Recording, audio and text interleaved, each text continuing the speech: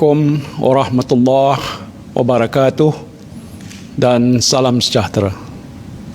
Saudara dan saudari yang saya kasihi sekalian, apa khabar semua? Saya doakan saudara dan saudari sihat walafiat.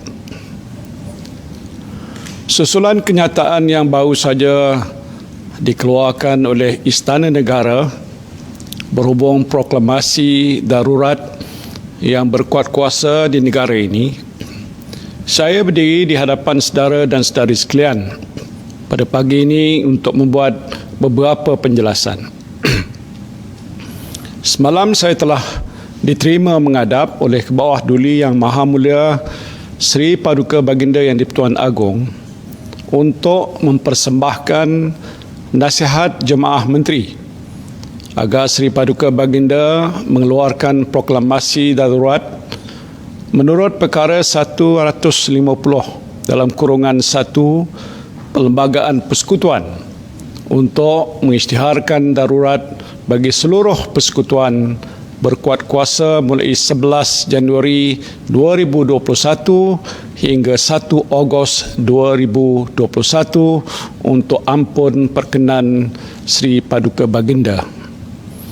Perkara 150 dalam kurungan 1 Perlembagaan Persekutuan memperuntukkan jika Yang di-Pertuan Agong berpuas hati bahawa sesuatu darurat besar sedang berlaku yang menyebabkan keselamatan atau kehidupan ekonomi atau ketenteraman awam di dalam persekutuan atau mana-mana bahagiannya terancam, maka Yang di-Pertuan Agong boleh mengeluarkan suatu proklamasi darurat dengan membuat dalamnya suatu pengisytiharan yang bermaksud sedemikian. Menurut perkara 150 dalam kurungan 1 Perlembagaan Persekutuan, ancaman terhadap kehidupan ekonomi merupakan salah satu asas untuk sesuatu proklamasi darurat dibuat.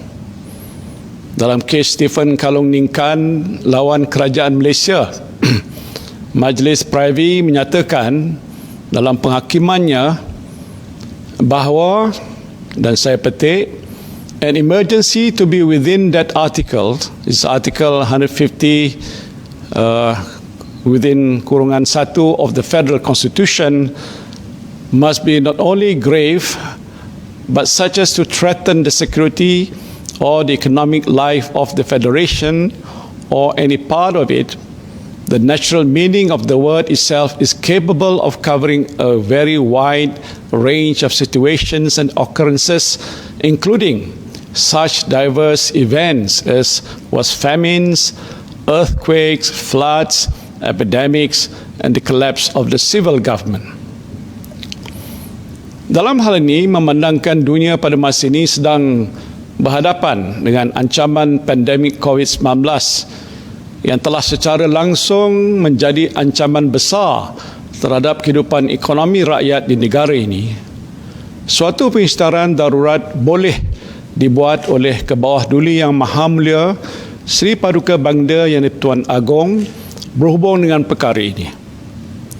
Selain peningkatan mendadak kes positif COVID-19, terdapat beberapa negeri di Malaysia seperti Johor, Pahang dan Kelantan yang sedang mengalami bencana banjir yang besar yang telah secara langsungnya turut menjadi ancaman besar terhadap keselamatan dan kehidupan ekonomi rakyat. Seperti yang telah saya jelaskan semasa mengumumkan pelaksanaan Perintah Kawalan Pergerakan semalam, kes jangkitan COVID-19 semakin meningkat dan tidak menunjukkan tanda-tanda penurunan dalam masa terdekat. Oleh itu, kerajaan perlu mempunyai kuasa-kuasa tertentu bagi memastikan wabak ini dapat dibendung dengan lebih berkesan dan perkhidmatan kesihatan yang disampaikan kepada rakyat tidak lumpuh. Setelah mempertimbangkan nasihat Jemaah Menteri, Seri Paduka Baginda telah berpuas hati bahawa adanya keperluan mengeluarkan proklamasi darurat bagi membolehkan ordinan dimasyhurkan di bawah pasal 2B perkara 150 bagi memperuntukkan kuasa-kuasa perlu untuk mengekang dan menghalang daripada berlakunya penularan wabak COVID-19 dengan lebih serius di negara ini. Saudara dan saudari yang saya kasihi sekalian, izinkan saya memberikan penjelasan lebih lanjut mengenai bentuk darurat yang berkuat kuasa di negara ini. Ingin saya tegaskan bahawa darurat yang diisytiharkan oleh Kebawah-Duli Yang Maha Mulia Seri Paduka Baginda Yang di-Pertuan Agong bukanlah suatu bentuk rampasan kuasa tentera. Perintah berkurung juga tidak akan dilaksanakan. Sebaliknya, sepanjang tempoh darurat ini, kerajaan awam akan terus berfungsi. Let me assure you that the civilian government will continue to function. The emergency proclaimed by the Yang di-Pertuan Agong is not a military coup, and curfew will not be enforced. Dari segi pentadbiran kerajaan, Jemaah Menteri dan Majlis Mesyuarat Kerajaan Negeri-Negeri akan terus berfungsi menurut Perlembagaan Persekutuan, dan apa-apa ordinan yang dimasyhurkan oleh Kebawah-Duli Yang Maha Mulia Seri Paduka Baginda Yang di-Pertuan Agong daripada semasa ke semasa.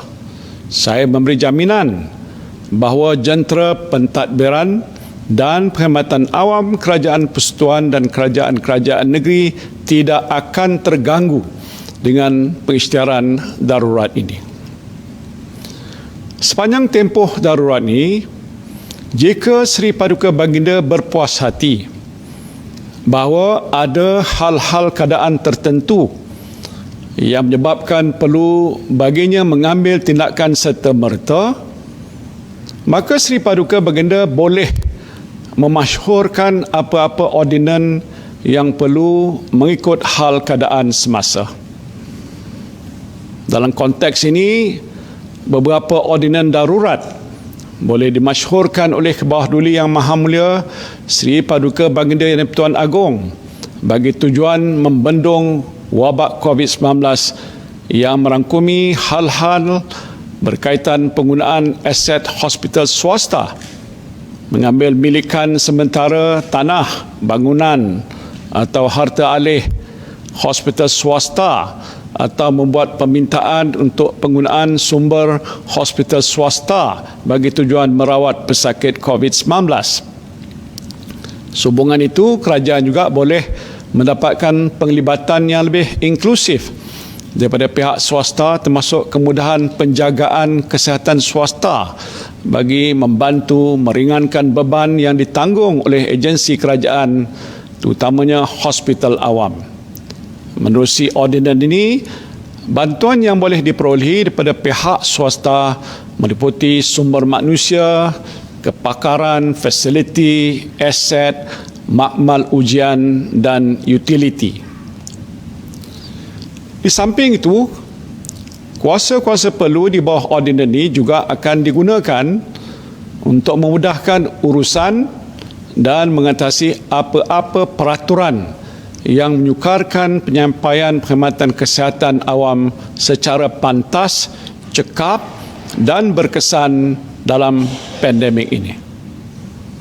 Suatu ordinan juga boleh dimasyhurkan untuk memperuntukkan kuasa penguatkuasaan kepada Angkatan Tentera Malaysia selain kuasa yang sedia ada, mengikut kuasa-kuasa yang diperuntukkan kepada Polis Diraja Malaysia di bawah Kanun Tata Cara Jenayah atau mana-mana undang-undang penguatkuasaan lain yang berkaitan. Angkatan Tentera Malaysia juga akan diperuntukkan kuasa untuk membantu melaksanakan fungsi-fungsi berhubung dengan kesihatan awam dan fungsi-fungsi yang dijalankan oleh pegawai awam yang berkaitan semasa pandemik ini.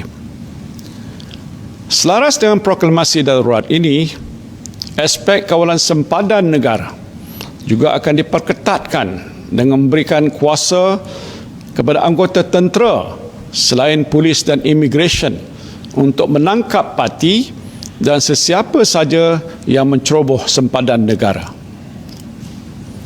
Selain itu, suatu ordinan juga boleh dimasyhurkan untuk meminda Akta Pencegahan dan Pengawalan Penyakit Berjangkit 1988 untuk meningkatkan keberkesanan penguatkuasaan akta ini dalam membendung penularan COVID-19, dan ini termasuk meningkatkan penalti ataupun hukuman ke atas sesiapa yang melanggar undang-undang dan peraturan berkaitan pengawalan wabak COVID-19.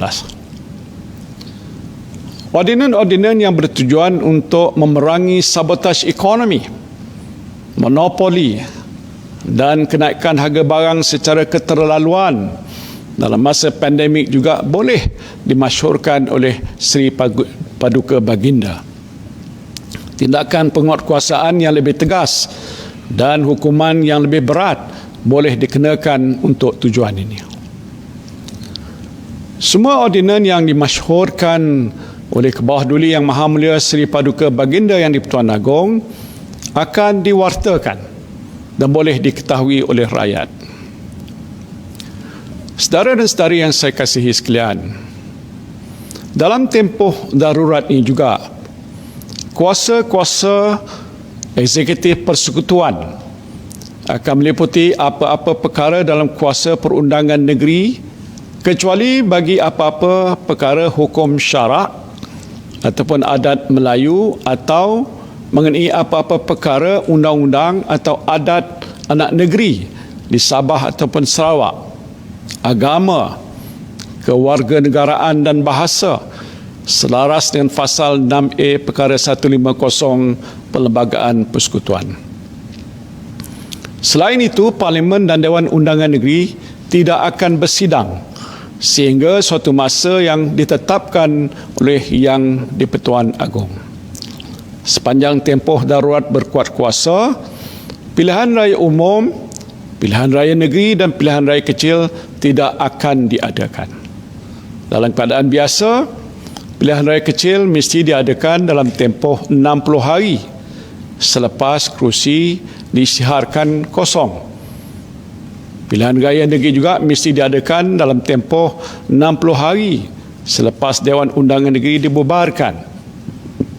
Sedangkan kita tahu rakyat pada masa ini tidak mahu pilihan raya diadakan untuk mengelakkan wabak COVID-19 merebak seperti yang berlaku selepas pilihan raya negeri Sabah baru-baru ini.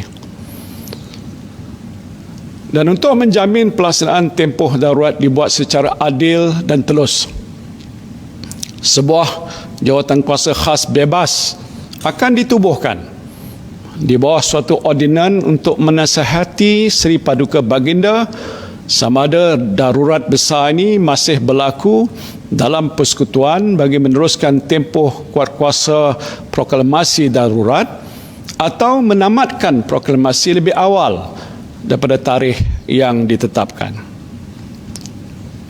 Saudara dan saudari yang saya kasihi sekalian, mutakhir ini terdapat pihak-pihak yang mendesak supaya pilihan raya diadakan. Saya tidak berniat untuk tidak mengadakan pilihan raya. Perkara utama yang menghalang saya daripada menasihati Kebawah Duli Yang Maha Mulia Sri Paduka Baginda Yang di-Pertuan Agong agar membubarkan Parlimen untuk membolehkan pilihan raya diadakan ialah pandemik COVID-19. Keputusan untuk tidak mengadakan pilihan raya semasa pandemik COVID-19 ini masih menular ini adalah selaras dengan satu daripada 5 prinsip maqasid syariah, iaitu menjaga nyawa ataupun hifzun nafs.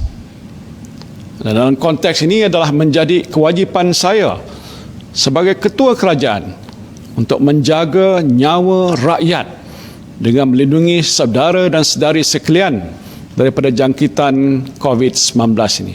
Ini adalah kemaslahatan yang paling utama yang dituntut oleh agama Islam.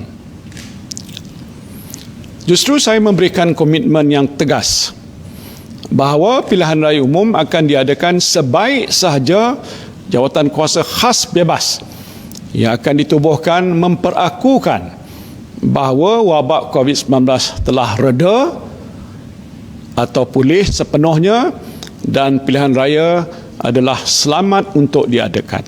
Pada masa itu terpulanglah kepada rakyat untuk memilih kerajaan mana yang layak untuk mentadbir negara ini dan menjaga kebajikan saudara dan saudari sekalian.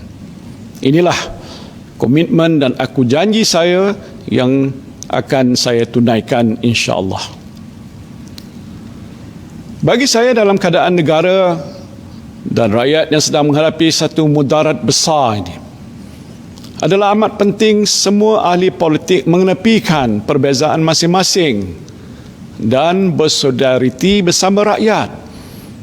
Bila tiba masa untuk berpolitik, maka berpolitiklah dengan penuh bertanggungjawab.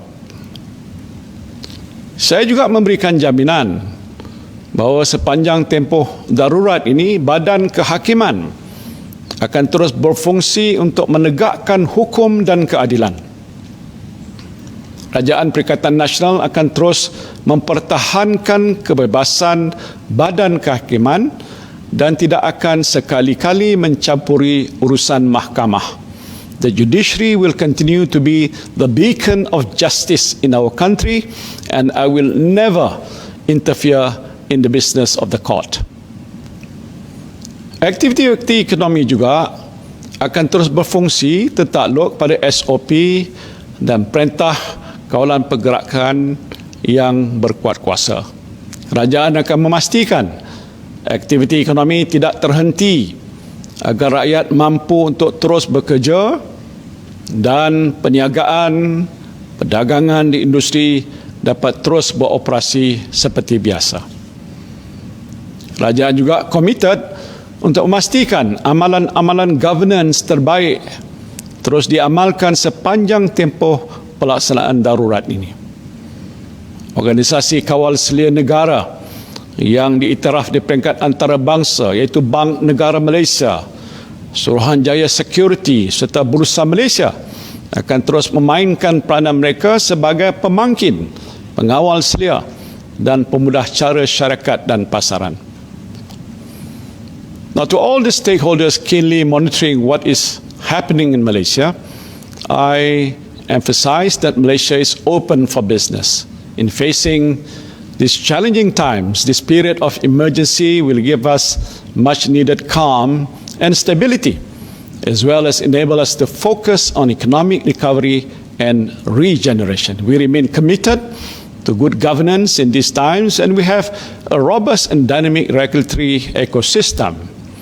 We must remember that the government has a six-stage strategy in place for economic recovery since March last year and were incorporated in the budget 2021. Continued stability, of course, will enable us to sustain and build upon the economic recovery trajectory we have been working hard for since last year.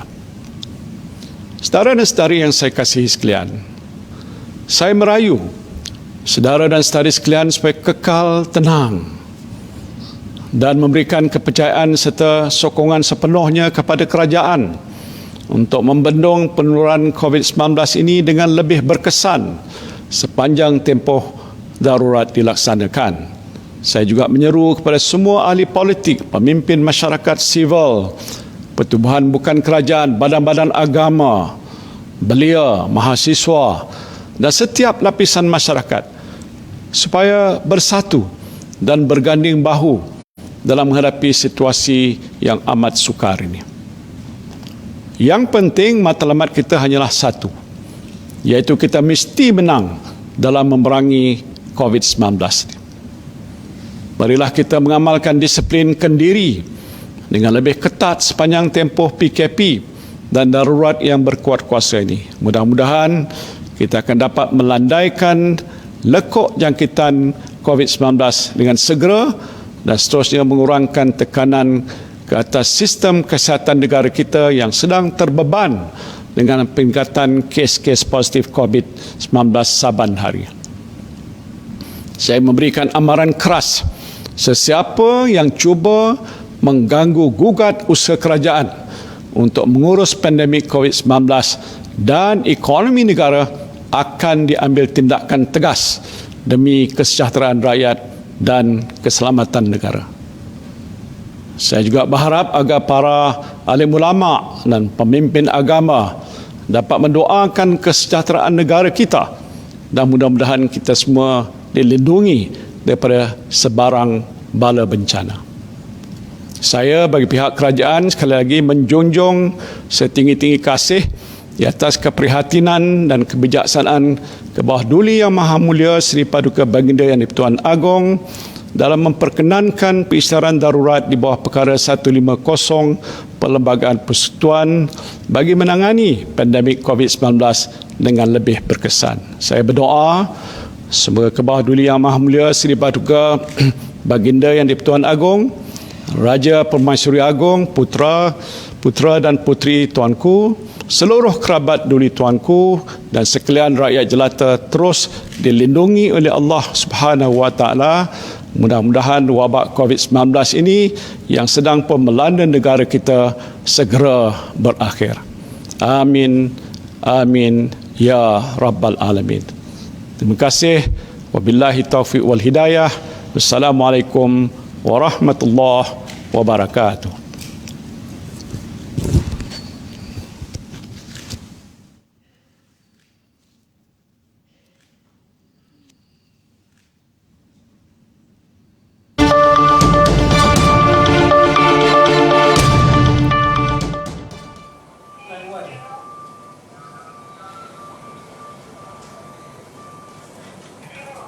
Baik, itu tadi apa yang dinyatakan dalam ucapan Perdana Menteri Tan Sri Muhyiddin Yassin berhubung dengan proklamasi darurat yang berlaku awal hari ini, pagi ini, dan pastinya ada beberapa perkara penting yang untuk kita fahami dan yang dinyatakan oleh Perdana Menteri Tan Sri Muhyiddin Yassin. Perkara pokok, perkara asas yang perlu kita faham terlebih dahulu adalah berkaitan matlamat yang utama adalah matlamat berkaitan dengan memerangi COVID-19.